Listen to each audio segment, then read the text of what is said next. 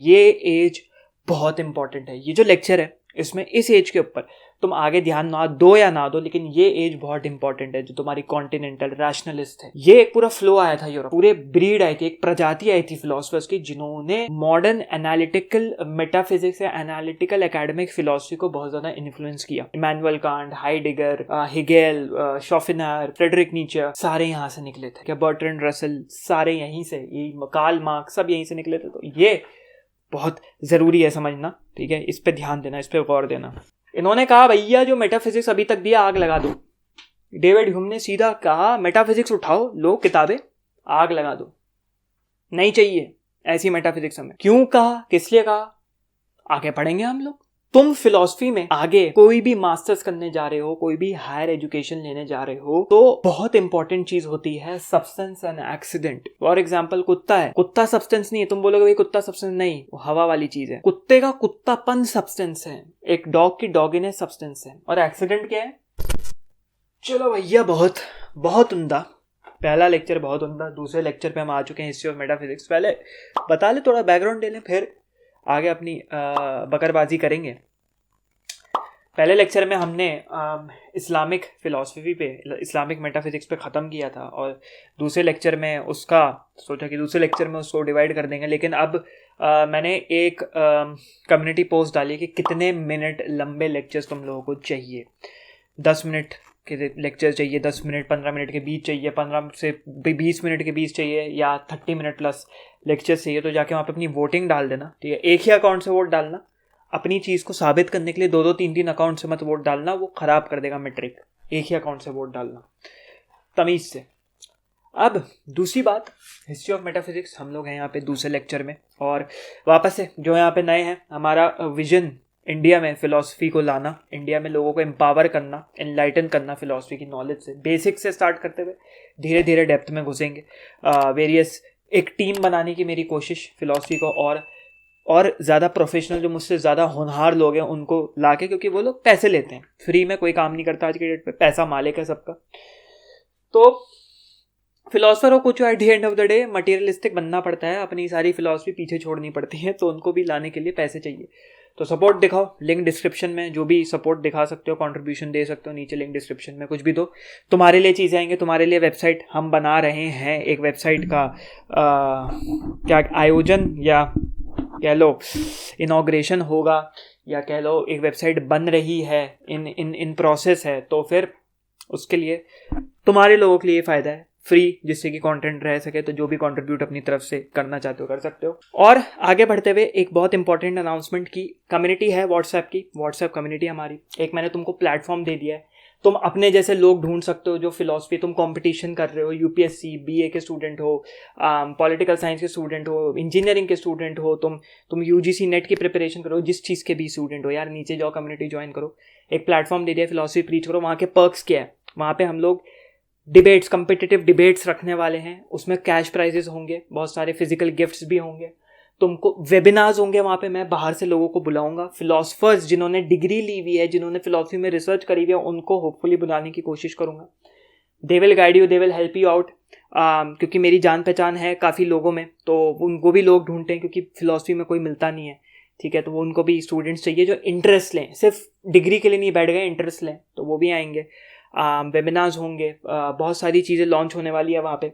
जाओ, तमीज़ के दायरे में रहते हुए, ज़्यादा वहाँ पे दिखावा मत करना, निकाल दिया जाएगा। कम्युनिटी के जो मॉडरेटर्स हैं, जाओ इंगेज करो, लिंक डिस्क्रिप्शन में है। और इस पूरे लेक्चर के जो नोट्स का कोड है, तो मैं कहीं पे भी मैं आधे मिली सेकेंड में डाल दूंगा, तो उसका ध्यान रखना। आज का लेक्चर शुरू करते हुए, हिस्ट्री ऑफ मेटाफिजिक्स हमने इस्लामिक मेटाफिजिक्स पे ख़त्म किया था। अब हम जाएंगे मिडल एजेस में।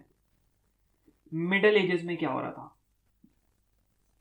ठीक है, एक कॉन्सेप्ट था, उसको हमेशा याद रखना, स्कोलास्टिसिज्म।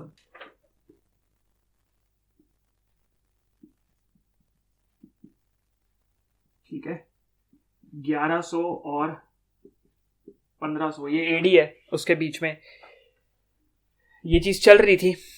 अब इसमें क्या खासियत थी, स्कोलास्टिसिज्म की क्या खासियत थी, कि भैया इसने कैथोलिक टीचिंग्स को, ठीक है, प्योर कैथोलिक टीचिंग्स,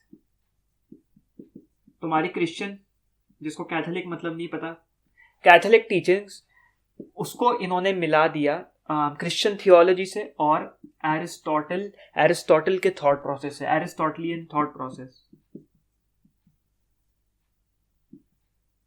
स्पेलिंग देख लेना, एरिस्टोटलियन थॉट प्रोसेस से मिला दिया और क्रिश्चियन थियोलॉजी।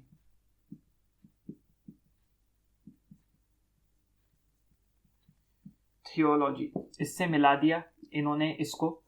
तो ये था तुम्हारा मिडिल एजेस में जो भी चल रहा था, ये मिडिल एजेस का तुम्हारा पूरा। अब जो फिलॉसफी का एक बहुत इंपॉर्टेंट भाग था वो तुम्हारा आया था, समझ लो, कॉन्टिनेंटल रैशनलिज्म। ठीक है, कॉन्टिनेंटल रैशनलिज्म एक फ्लो आया था, एक समझ लो फिलोसफर्स की एक नई ब्रीड आई थी, फिलोसफर्स की एक नई प्रजाति आई थी इस एज में। ये एज बहुत इंपॉर्टेंट है। ये जो लेक्चर है इसमें इस एज के ऊपर तुम आगे ध्यान ना दो या ना दो, लेकिन ये एज बहुत इंपॉर्टेंट है जो तुम्हारी कॉन्टिनेंटल रैशनलिस्ट है। ये एक पूरा फ्लो आया था यूरोप में, पूरे ब्रीड आई थी, एक प्रजाति आई थी फिलोसफर्स की जिन्होंने मॉडर्न एनालिटिकल मेटाफिजिक्स या एनालिटिकल एकेडमिक फिलोसफी को बहुत ज़्यादा इन्फ्लुएंस किया। तुम्हारे Kant, Immanuel Kant, Heidegger, Hegel, Schopenhauer, Friedrich Nietzsche, सारे यहाँ से निकले थे। ठीक है, बर्ट्रैंड रसल, सारे यहीं से, ये कार्ल मार्क्स सब यहीं से निकले थे। तो ये बहुत ज़रूरी है समझना। ठीक है, इस पे ध्यान देना, इस पे गौर देना। तो कॉन्टिनेंटल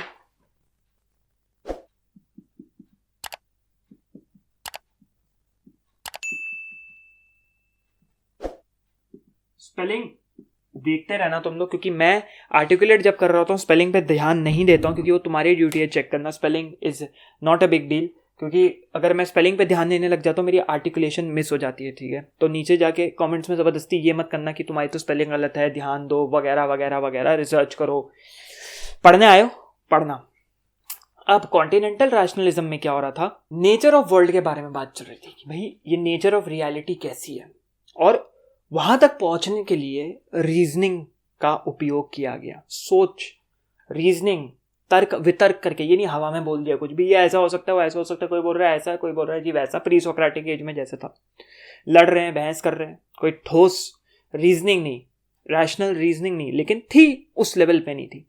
यहाँ सिस्टमैटिक फिलॉसफी तुम्हारी आने लग गई। तुम्हारी 17वीं और 18वीं शताब्दी, 17th एंड 18th सेंचुरी में तुम्हारे रैशनलिस्ट आने लग गए। यहाँ पे जो रैशनल थिंकिंग रखते थे ये लोग आने लग गए। इन्होंने एक फिलॉसफी थी जो कि एक सिस्टमैटिक फिलॉसफी थी, एक सिस्टम से चल रही थी, उसकी एक क्रोनोलॉजी थी, उसके सबसेट से सुपर सेट्स थे, जिसको इन्होंने नाम दिया सिस्टम बिल्डिंग फिलॉसफी। अब यहाँ एक बहुत इंपॉर्टेंट चीज आई, इसके ऊपर ध्यान देना, concept of substance and accident. ये बहुत इंपॉर्टेंट चीज है।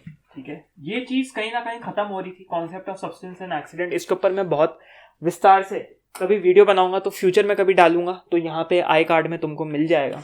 ठीक है, इंफॉर्मेशन कार्ड जो भी उसको बोलते हैं। Concept of substance and accident. ठीक है, अब ये एक बहुत इंटरेस्टिंग चीज है। अब लोग कहते हैं भाई फिलॉसफी तो बहुत बोरिंग सब्जेक्ट है, फिलॉसफी तो पढ़ाया नहीं जाता, थोड़ी सी कहानी सुन लो। सब्सटेंस एंड एक्सीडेंट जो होता है तुमको हर फील्ड में पढ़ाया जाता है। ये तुम्हारा नॉर्मल सब्सटेंस नहीं है कि खाने का कोई पदार्थ है या कोई ज़मीन पर रखा पदार्थ है, कोई मटेरियल है, वो सब्सटेंस हो गया। एक्सीडेंट तुम सीढ़ियों से चलते हुए गिर गए। सब्सटेंस एंड एक्सीडेंट एक फिलोसफिकल चीज़ है, तुमको बायोलॉजी में पढ़ाया जाता है। ठीक है, ये कहीं ना कहीं तुम्हारे मेटाफिजिकल कॉन्सेप्ट्स हैं, तुमको बायोलॉजी में पढ़ाया जाता है। एरिस्टोटलियन कॉन्सेप्ट्स में भी ये कहीं ना कहीं यूज़ होता है, वो लोग भी एक फॉर्म और इन सब में प्रीच कर रहे थे। तुम बायोलॉजिस्ट हो, तुम फिजिसिस्ट हो, तुम मैथमेटिशियन हो, तुमको ये पढ़ना पड़ेगा क्या होता है, ये क्या होता है। एक एग्जाम्पल, तुम ऐसे नहीं समझ पाओगे, एक एग्जाम्पल लेते हैं। ठीक है, एक कुत्ता है, एक कुत्ते का एग्जाम्पल ले लो। ठीक है, कुत्ता है। अब तुम बोलोगे अगर कुत्ता सब्सटेंस है, नहीं, कुत्ता सब्सटेंस नहीं है। लेमैन लैंग्वेज में, आम इंसान की भाषा में तुमको लगे भाई कुत्ता सब्सटेंस है, नहीं। Dog is not a substance भाई। चार पैर तो और भी जानवरों के होते हैं, घोड़े के होते हैं, बिल्ली के होते हैं, सुअर के होते हैं।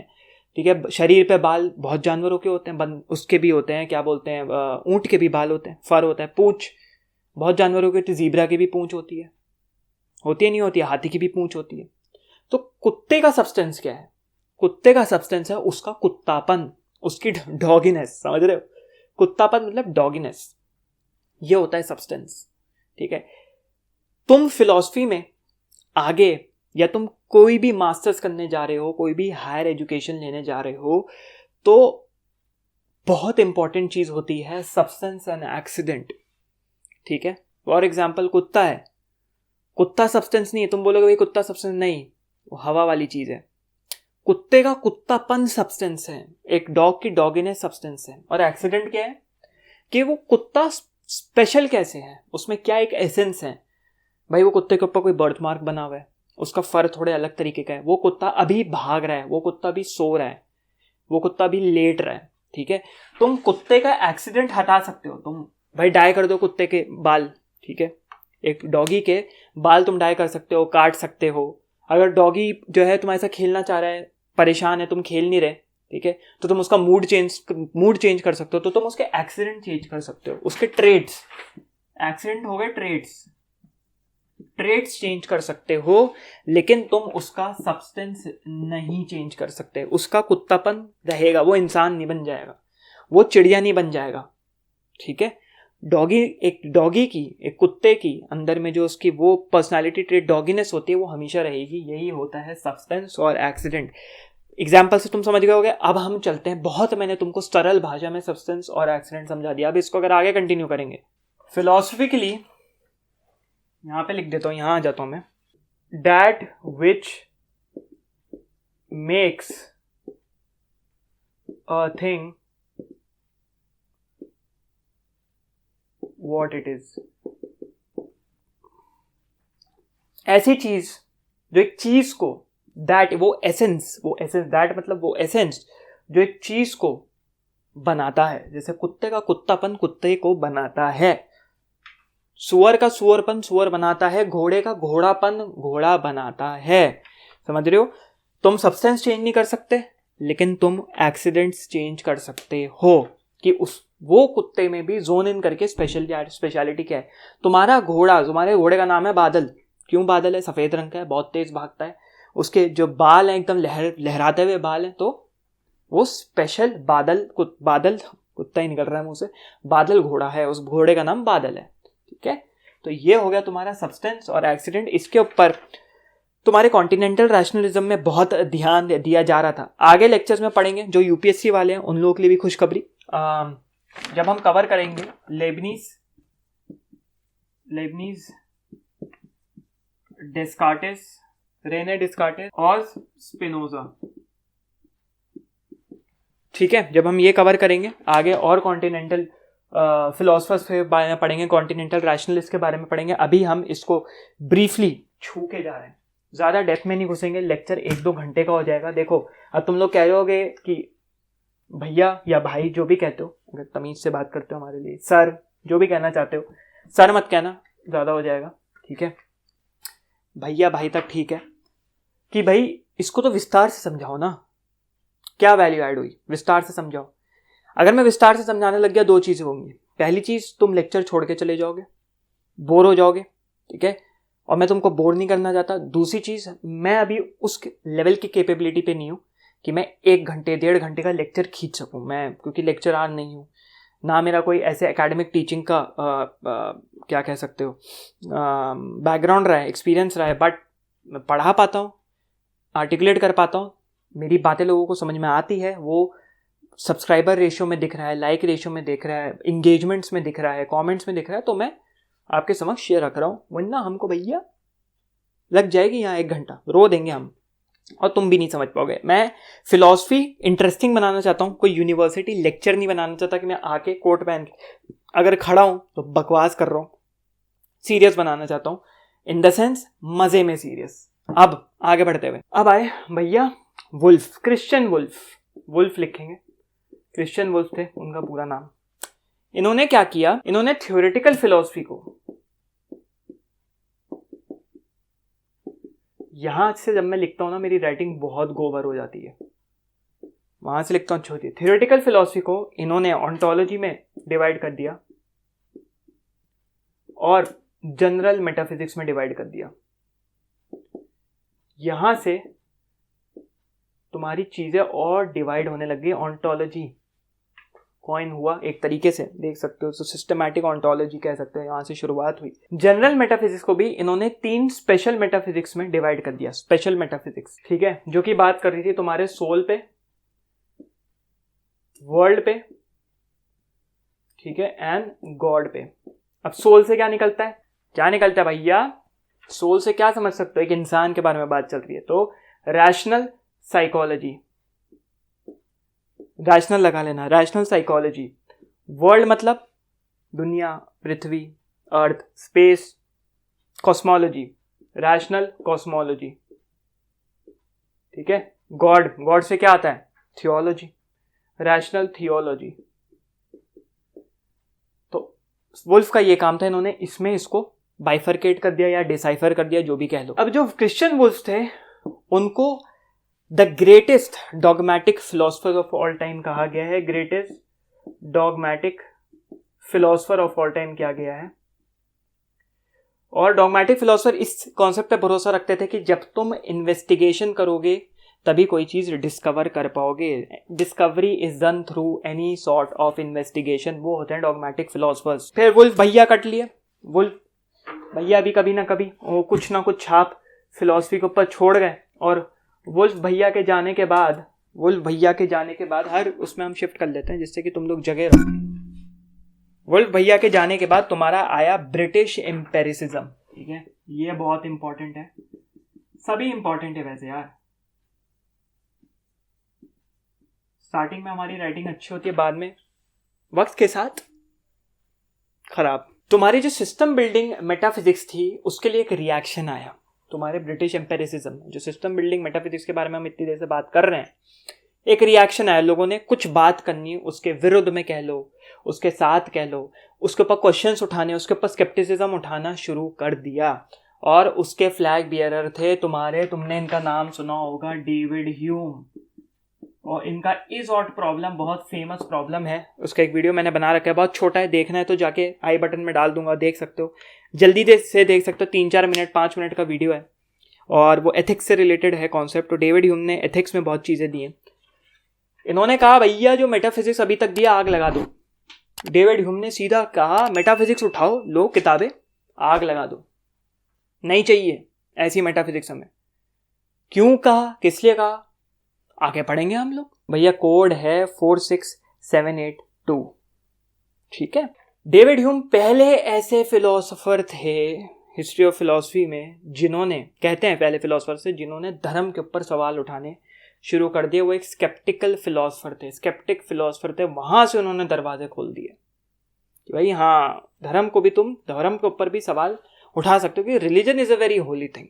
तुम रिलीजन के ऊपर कोई सवाल नहीं उठा सकते, लेकिन वहां से सवाल उठने शुरू हो गए। ओपनली चैलेंज करते थे रिलीजन को। और सबसे ज्यादा फेमस ये है अपने इस काम के लिए, क्रिटिक ऑफ कैजुअलिटी, सबसे फेमस है ये इस काम के लिए, क्रिटिक ऑफ कैजुअलिटी के लिए डेविड ह्यूम जाने जाते हैं। फिर उसके बाद बहुत फिलोसफर्स आए। तुम्हारे जॉन स्टुअर्ट मिल आए, ठीक है। और कौन आए तुम्हारे, थॉमस रीड आए, और तुम्हारे आए जॉन लॉक। हिस्ट्री में तुम लोगों ने पढ़ा होगा, फ्रेंच रेवोल्यूशन में वगैरह में, अगर तुमने 9-10 की हिस्ट्री पे गौर दिया है, फ्रेंच रेवोल्यूशन सब में पढ़ा होगा। जॉन लॉक का भी तुम समझ लो, उनकी फिलॉसफी भी बहुत इन्फ्लुएंशियल थी। John Locke was a thinker, very great thinker. नाम पढ़ने इसलिए पढ़ते हैं, स्पेलिंग ऊपर नीचे फिर से ना हो जाए। ये लोग भी सवाल उठाते थे, लेकिन ये लोग लेस स्केप्टिकल थे। धर्म ज़्यादा नहीं करते थे, थोड़ा दूर रहते थे। और साइंस, रैशनल थिंकिंग और साइंस का इस्तेमाल करके अपनी फिलॉसफीज प्रीच करते थे ये 2-3 फिलोसोफर, ठीक है। John Stuart Mill, Thomas read और जॉन लॉक। अब आए तुम्हारे इमैनुअल कांट की देखो फिलॉसफी, जितनी ज़्यादा बताएं उतनी कम है, ठीक है, जितनी कम। तो ये तुम समझ गए होगा, ये 3 फिलोसफर कॉमन सेंस और साइंस यूज करके। अरे यार, ब्रिटिश एम्पेरिसिज्म नहीं मिटाना था। उसके बाद ही, उसी के एक पीरियड बाद, थोड़े टाइम बाद इमैनुअल कांट आए तुम्हारे, कांट, ठीक है। इन्होंने बहुत ट्रेंड्स को रिवाइज किया, जो ट्रेंडिंग चीज़ें चल रही थी, बहुत सारे ट्रेंड्स को फिलॉसफी में, एकेडमिक फिलॉसफी में बहुत सारे ट्रेंड्स को इन्होंने रिवाइज किया, रीवैल्यूएट किया। तो इमैनुअल कांट, तुम्हारी क्रिटिक ऑफ प्योर रीजन, हमने शॉपेनहायर के लेक्चर में थोड़ा बहुत कांट का देखा था, ट्रांसेंडेंटल आइडियलिज्म क्या क्या कॉन्सेप्ट था, लेकिन वो बहुत कॉम्प्लिकेटेड कॉन्सेप्ट्स है। इमैनुअल कांट की जब हम सीरीज कवर करेंगे, अभी फ्रेडरिक नीचे की चल रही है, तो वो सीरीज भी अगर तुमको इंटरेस्ट है फिलोसफर्स की लाइफ के बारे में, आर्थर शॉपेनहायर की एक हो चुकी है, फ्रेडरिक नीचे की ऑनगोइंग सीरीज है। फ्रेडरिक नीचे के बाद होपफुली हम लोग इमैनुअल कांट को कवर करेंगे, बहुत फिलोसफर्स को कवर करेंगे, ठीक है। तुम भी अपने फिलोसफर जो तुम्हारे पसंद के फिलोसफर से नीचे कमेंट कर सकते हो। बहुत सारी चीज़ें इन्होंने रिवाइज करी इमैनुअल कांट ने, एकेडमिक फिलोसफी में बहुत सारे ट्रेंड्स रिवाइज करे। अब आगे आए तुम्हारे थोड़ा बहुत यहाँ से हायर ग्रेड के फिलोसफर्स आने लगते हैं, जिसको बोलते हैं लेट मॉडर्न फिलोसफी।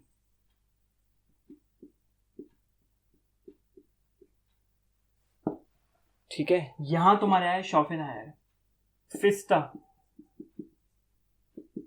हेगेल और शॉपेनहायर की बहुत लड़ाई होती थी। कहानी वही, शॉपेनहायर हेगेल की भसड़ देखनी है तो जाओ लेक्चर में, शॉपेनहायर वाले लेक्चर सीरीज देखो, अच्छे से भसड़ बताई हुई है उनकी। और यहाँ से ये लोग जर्मन आइडियलिज्म के बारे में बात करने लग गए, जो कि तुम्हारी ट्रांसेंडेंटल आइडियलिज्म थी। कांट के लेक्चर में वापस से तुम जाओ, शॉपेनहायर में तुमको ट्रांसेंडेंटल आइडियलिज्म के बारे में थोड़ा आइडिया मिल जाएगा। इमैनुअल कांट के लेक्चर में कवर करेंगे, क्योंकि अगर उसको मैंने छेड़ दिया तो अपने में ही आधे घंटे का लेक्चर है ट्रांसेंडेंटल आइडियलिज्म, और मैं नहीं चाहता एक लाइन में मैं कुछ ऐसा बोल दूं कि वो तुमको लगे भैया ये तो मुहावरा छोड़ के चला गया हमारे लिए, और कन्फ्यूजन बढ़ गई। इसलिए मैं नटशेल में कोई चीज़ अभी नहीं डालना चाह रहा, उसको छोटा करके नहीं देना चाह रहा। तो जर्मन आइडियलिज्म तुम्हारा ट्रांसेंडेंटल आइडियलिज्म है। जर्मनी ने सारे बड़े फिलोसफर्स दिए, जितने तुम बड़े फिलोसफर्स देखते हो जर्मनी फिलोसफी के फील्ड में पूरा कवर किया हुआ है। यूरोप में पहले यूनान, ग्रीस को यूनान बोलते हैं, ठीक है, यूनान। एंड देन जो तुम्हारी यूनानी दवाइयाँ होती है, सुना होगा यूनानी दवाइयाँ, हम दर्द की दवाइयाँ जो आती हैं, जो तुम्हारे बड़े बुजुर्ग लेते होंगे, अगर लिया है तो वो ग्रीक मेडिसिन है, ठीक है, मेडिसिन प्रैक्टिस। तो यूनान, ग्रीस, उसके बाद जर्मनी, बहुत बड़े बहुत उम्दा फिलोसफर्स दिए। अब आई तुम्हारी अर्ली एनालिटिकल फिलोसफी और पॉजिटिविज्म। भैया ये क्या शब्द है, ये तो बहुत ही खूंखार, पॉजिटिविज्म निकालो। जब तक मैं लिख रहा हूँ सोचो क्या हो सकता है। सर गूगल सर्च मत मारना, सोचो, दिमाग लगाओ, दिमाग।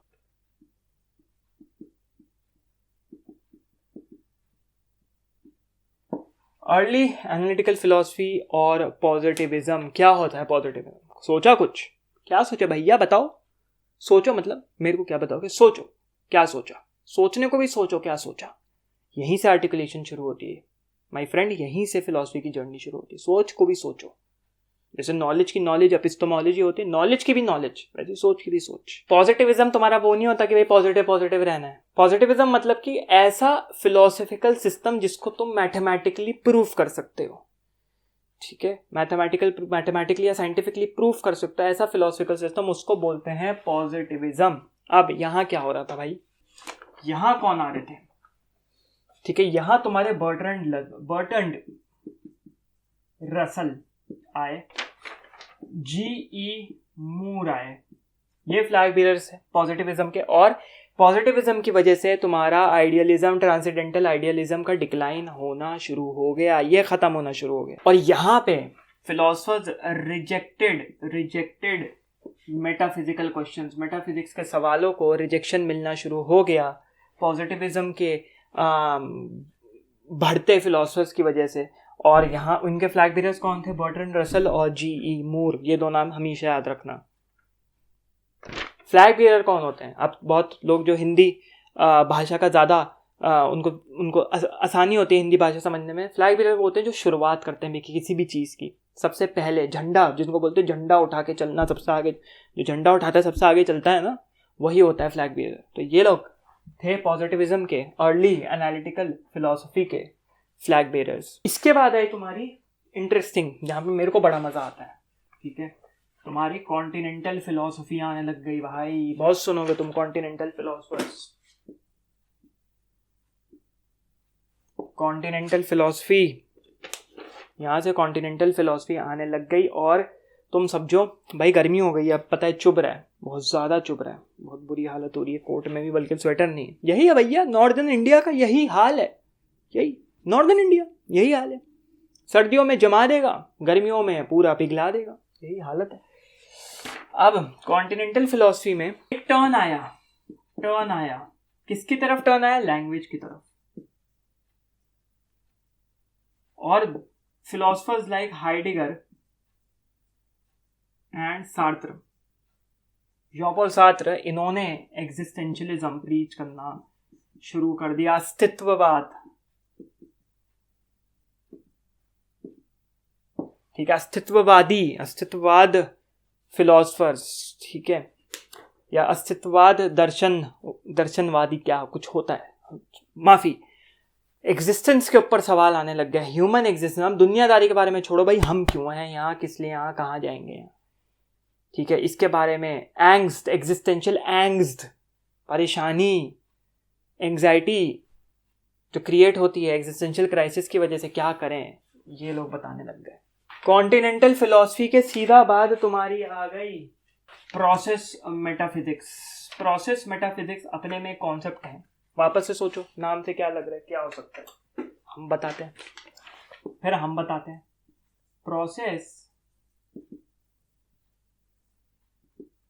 प्रोसेस मेटाफिजिक्स क्या होता है भाई? प्रोसेस, पहले मेटाफिजिक्स के कॉन्सेप्ट में क्या चल रहा था कि भाई सब कुछ कांस्टेंट है, नॉवल है, ठीक है, चेंज नहीं हो रहा, वैसा का वैसा ही है।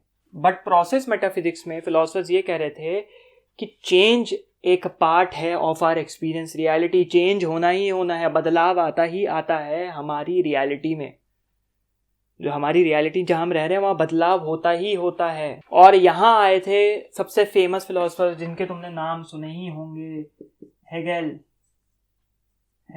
नीचे, निश्चय नहीं, ठीक है, निश्चय नहीं, निज्जे नहीं, नीचा, हेगेल, नीचा और कार्ल मार्क्स। भाई यहाँ कम्युनिज्म के करता धरता तुम्हारे कार्ल मार्क्स, हेगेल, नीचा, ये लोग आने लग गए, ये लोग चेंज के बारे में बताने लग गए, एग्जिस्टेंशियल फिलॉसफी को और इन्होंने पंख दिए, स्पेसिफिकली नीचा। और अभी जो तुम्हारी आज की डेट में जो फिलॉसफी चलती है वो है कंटेम्पररी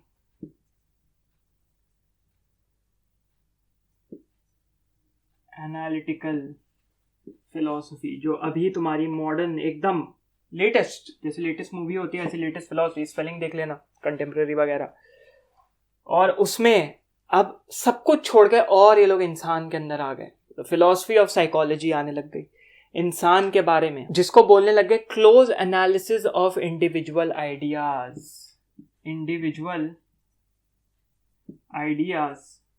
उनका close analysis, philosophy of psychology आने लग गई इसी टाइम पे, ऑफ साइकोलॉजी आने लग गई। अब सिगमंड फ्रॉइड इस एरा के थे कि नहीं, मैंने वो चीज़ देखी नहीं, देख लेनी चाहिए थी, बट तुम लोग देखना, मैं चाहता हूँ तुम लोग बताओ, मेरे को बताओ कमेंट सेक्शन में, अभी सर्च करके बताना, क्योंकि अभी तो मैं सर्च कर नहीं सकता। सिगमंड फ्रॉइड जैसे वो एक फिलोसफर ही थे एक तरीके से, साइको एनालिस्ट तो थे ही, ट्रांजैक्शनल साइकोलॉजी में थोड़ा बहुत तो योगदान है ही, मतलब थोड़ा बहुत के योगदान है ही उनका। तो देखना कि वो क्या इस contemporary analytical philosophy age group से बिलोंग करते थे। तो ये था लेक्चर तुम्हारा समाप्त हुआ, और 30 मिनट से ऊपर का हो गया। लेक्चर देखा करो, शेयर कर दिया करो, जिस कम्युनिटी में हो, रेडिट की ग्रुप्स में हो, फेसबुक की ग्रुप्स में हो, व्हाट्सएप की ग्रुप्स में हो, इंस्टाग्राम पे शेयर करते रहा करो और नोट्स बनाते रहा करो। इंटरेस्टिंग बनाओ फिलॉसफी को ना, इंटरेस्टिंग बनाओ, मज़ेदार बनाओ फिलॉसफी को, शेयर करो। एक कम्युनिटी है, तुम लोगों की मदद से ग्रो होगी कम्युनिटी, इन द सेंस इस विजन को आगे बढ़ाते हैं। मैं अकेला बढ़ा नहीं सकता, आप लोग साथ देंगे तभी बढ़ सकती है। जिसने सब्सक्राइब नहीं किया सब्सक्राइब कर लो। गिव अवे आने वाले हैं, गिव अवे की प्लानिंग चल रही है। कम्युनिटी, सबसे पहले तो कम्युनिटी अगर ज्वाइन नहीं करिए, लिंक डिस्क्रिप्शन में जाओ, कम्युनिटी ज्वाइन करो। कम्युनिटी ज्वाइन करोगे बहुत सारे पर्क्स हैं वहाँ पे, डिबेट्स हम लोग लेने वाले हैं, डिस्कशंस होने वाले हैं, डिबेट्स में कैश प्राइजेस भी मिलेंगे और वैसे भी प्राइजेस मिलेंगे बहुत कुछ, और बहुत इंटरेस्टिंग कॉम्पिटिशन्स होने वाले हैं, वेबिनार्स होने वाले हैं, लोगों को बुला के लाएंगे उन वेबिनार्स में। तो वहाँ जाओ, इंगेज करो। तुमको मैं एक प्लेटफॉर्म दे रहा हूँ, वहाँ पे डिस्कशन करो, अपनी फिलोसफिकल आइडियाज़ बताओ, बदमाशी मत करना, मॉडरेटर्स बाहर निकाल देंगे, ठीक है, क्योंकि मॉडरेटर्स को ट्रेनिंग है, जो वहाँ पे लाइन क्रॉस करेगा उसको लाइन तो भैया छोड़ के जाओ, वतन छोड़ के जाओ। फिर हमारा जो ग्रुप है वतन, कंट्री, इस देश की बात नहीं कर रहा, जो कम्युनिटी है वो व्हाट्सएप वाली, वो छोड़ निकाल दिया जाएगा। तो तमीज़ से जाओ, हीरो मत बनना, वहाँ पे जाके दिखाना मत हमें इंटेलेक्चुअल वानबी। ऐसे लोगों की बहुत बुरी हालत हुई है, ठीक है, मेरे द्वारा भी हुई है, और वैसे भी दुनिया में, ज़िंदगी में बहुत उनके लगते हैं। अब क्या लगते हैं तुम समझ लो। इस लेक्चर को यहीं एंड करते हैं। लिंक डिस्क्रिप्शन में बहुत चीज़ें हैं, कंट्रीब्यूशन दे सकते हो तुम, बाकी लेक्चर्स चेकआउट कर सकते हो और कम्युनिटी ज्वाइन कर सकते हो। चलो भैया, अब किस पे लगोगे, क्या करोगे? अब सोओगे या खाओगे या पियोगे? कुछ नहीं करोगे, काम पे बैठोगे। चलो भैया, काम लग जाओ।